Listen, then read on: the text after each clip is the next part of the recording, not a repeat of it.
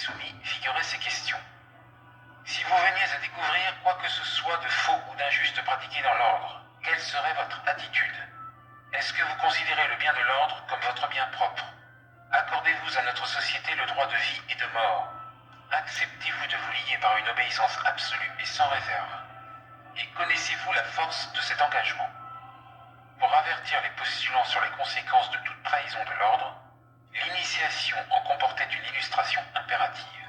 L'initiateur portait la pointe de son épée sur le cœur du novice en disant « Apprenez que, si vous êtes un traître et un parjure, tous vos frères seront appelés à s'armer contre vous. N'espérez pas échapper ni trouver un lieu de sûreté.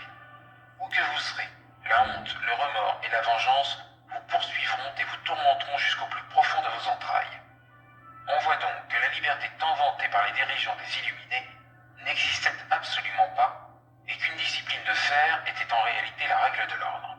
Un point important qui marqua les adeptes et dont nous verrons l'importance plus tard était qu'il ne fallait surtout pas qu'ils fussent connus comme illuminés. Cette règle était rendue encore plus stricte pour ceux décrits comme les enrôleurs et afin d'attirer les prosélytes, il leur était recommandé en outre d'être irréprochables.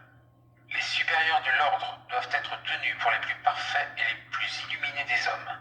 Ils ne doivent pas même permettre que l'on doute de leur infaillibilité. Aux enrôleurs, il était donc dit « Appliquez-vous vous-même à la perfection intérieure et extérieure. » Et aussi « Appliquez-vous à l'art de la simulation, à cacher et à masquer ce que vous êtes lorsque vous observez les autres afin de pénétrer les secrets de leurs pensées. » Ces préceptes étaient résumés en une phrase. Gardez le silence, soyez parfait, masquez-vous. La mesure dans laquelle le fondateur de l'ordre avait lui-même atteint cette perfection fut révélée par la découverte de ses papiers personnels, parmi lesquels fut trouvée une lettre de Weishaupt à Hertel de 1783, confessant qu'il avait séduit sa belle-sœur et ajoutant « Je suis donc en danger de perdre mon honneur et cette réputation qui me donne à tant d'autorité sur notre monde. » Pendant tout un temps, cette réputation d'intégrité parfaite se maintint à l'avantage des membres, et c'est seulement à ceux qu'une telle entorse pouvait attirer qu'on laissait avoir connaissance du laxisme moral permis par l'ordre. Des femmes pouvaient également être admises comme illuminées, sous condition de recevoir des notions d'émancipation. C'est par les femmes, écrivait Weishaupt, que l'on peut souvent le mieux agir dans ce monde. Nous insinuer auprès d'elles et les gagner devrait être l'une de nos plus astucieuses entreprises. Toutes peuvent être conduites au changement, même si dans une mesure variable par la vanité, la curiosité, la sensualité et l'inclination. On doit pouvoir tirer de ce fait un grand profit pour notre cause. Ce sexe tient une grande partie du monde dans ses mains. En ce qui concerne les hommes aisés et d'un certain rang, Weishaupt écrivit « Ces gens-là gonflent nos rangs et remplissent nos caisses. Il faut les amener à mordre à la l'appât qu'on leur jette.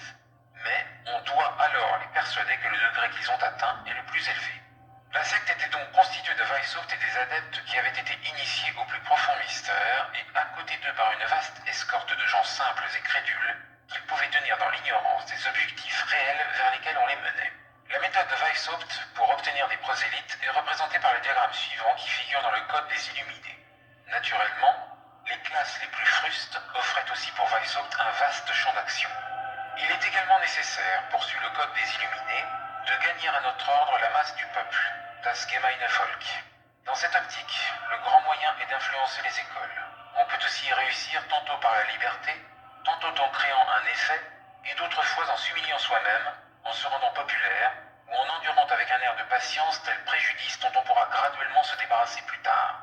L'espionnage formait une large part du programme de Weishaupt. Les adeptes désignés comme frères insinuants recevaient pour mission d'assumer le rôle d'observateurs et de rapporteurs. Chacun devait se transformer en un espion d'un autre membre et à l'égard de tout son entourage. Amis, relations, ennemis, et même ceux qui lui sont indifférents, tous sans exception, devront être l'objet de ces enquêtes. Il s'efforcera de découvrir leurs points forts et leurs points faibles, leurs passions, leurs préjugés, leurs relations et surtout leurs actions. En un mot, recueillir l'information la plus détaillée sur eux. Tout ceci devait être reporté sur des carnets que l'insinuant devait porter sur lui, et d'où il devait tirer des rapports à envoyer 2 fois par mois à ses supérieurs de façon que l'ordre pût savoir quels étaient les gens dans chaque ville et village sur lesquels il pouvait compter être aidé. On ne peut qu'être fasciné par l'habileté du système dans lequel chaque élément de la communauté était induit à croire qu'il recueillerait de l'illuminisme des bénéfices non dévoilés à tous ses princes à qui leur royaume allait être ravi, ces prêtres et ces ministres du culte dont la religion allait être détruite, ces négociants dont le commerce allait être ruiné, ces femmes qui allaient être réduites au rang de squaws, ces paysans qui allaient retourner à l'état de sauvagerie. Lénine emploiera pour les désigner sa formule célèbre et cynique, les idiots utiles. Tous devaient, grâce aux moyens de précaution pris par l'ordre, de tenir ces secrets divisés et répartis en compartiments étanches, être persuadés qu'en l'illuminisme seul réside leur prospérité et leur salut. Le secret étant le grand principe de ce système, Weishaupt n'avait pas été long à percevoir les avantages offerts par une alliance avec la franc-maçonnerie. À l'époque où Weishaupt mettait son plan au point, les buts réels de la maçonnerie lui étaient inconnus. Mais Weishaupt